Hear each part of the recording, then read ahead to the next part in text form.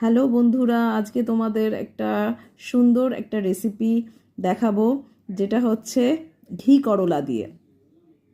ঠিক আছে, তো দেখো এরকম দুটো বড় বড় ঘি করলা নিয়ে নিয়েছি এবং সেটাকে মাঝখান থেকে কেটে নিয়েছি।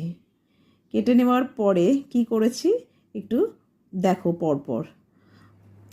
এগুলোকে তোমার এগুলোর যে বীজগুলো থাকে সেই বীজগুলোকে সব বের করে নিতে হবে এরকমভাবে। ঠিক আছে, চামচের সাহায্যে এরকমভাবে বীজগুলোকে বের করে নিয়েছি। তারপরে দেখতে এরকম হবে। এগুলোকে আবার কি করলাম, তারপরে নুন দিয়ে ভালো করে মাখিয়ে রাখলাম। কিছুক্ষণ মাখিয়ে রেখে দিয়েছি। আর এইদিকে আমি নিয়ে নিয়েছি পোস্ত ভিজিয়ে রেখেছিলাম। এটা আধা ঘন্টা মতো ভিজিয়ে রেখেছি, অতক্ষণ না করলেও হবে। হ্যাঁ, তো তারপরে আমি এগুলোকে শিলে বেটে নিয়েছি। খুব মিহি হবে না জিনিসটা, মানে খুব মিহিও হবে না, আবার খুব দানাও থাকবে না। তো এটা বেটে নেওয়ার পরে আমি তার মধ্যে কি করেছি না, নুন দিয়েছি। লঙ্কা তো বেটে নিয়েই ছিলাম ওর মধ্যে। এরপরে এই যে পোস্ত যেটা বাটলাম সেটা দেখো আমি প্রত্যেকটাতে করলার মধ্যে ওই যে ওটাতে ভরে নিয়েছি। ঠিক আছে, বীজগুলো যেগুলো বার করে নিয়েছিলাম না, সেটা স্টাফ করে নিলাম আর কি। এরপরে দেখো আমি একটা প্যানের মধ্যে নিয়েছি সর্ষের তেল, দিয়েছি সর্ষের তেল, তার মধ্যে দিয়েছি গোটা জিরে আর শুকনো লঙ্কা।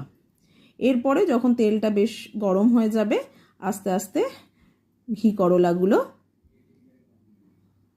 দিয়ে দেব। পোস্ত ভরা যে ঘি করলা সেগুলোকে আমি দিয়ে দেব আস্তে আস্তে।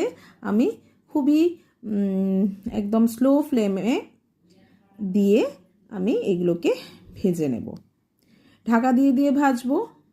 হ্যাঁ, কারণ ঢাকা দিয়ে ভাজলে কি হবে না, জিনিসটা সেদ্ধ হবে। ঠিক আছে, তো আমি দেখো একটু মনে হলো যে তেলটা কম আছে, খুব সামান্যই তেল দিয়েছিলাম, তো আর একটু দিয়ে দিলাম। খুবই হেলদি খাবার কিন্তু। আমরা ঘি করলা কি করি না, আমি তো বেশিরভাগ সময় কি করি, গোল গোল করে ফ্রাই করি। ঠিক আছে, তো এইটা একটু অন্যরকম। এটা আমি আমার এক দাদার বাড়িতে আমি খেয়েছিলাম, আমার এত ভালো লেগেছিল, তো তারপরে আমি নিজে বানিয়ে ফেলেছি। ঠিক আছে, তো মাঝে মাঝে আমি গেস্ট আসলে বা কেউ মানে বাড়িতেই মাঝে মাঝে বানিয়ে ফেলি। আচ্ছা, জিনিসটা হয়ে গেছে দেখো। হ্যাঁ, তারপরে আমি এগুলোকে তুলে নিলাম। খুব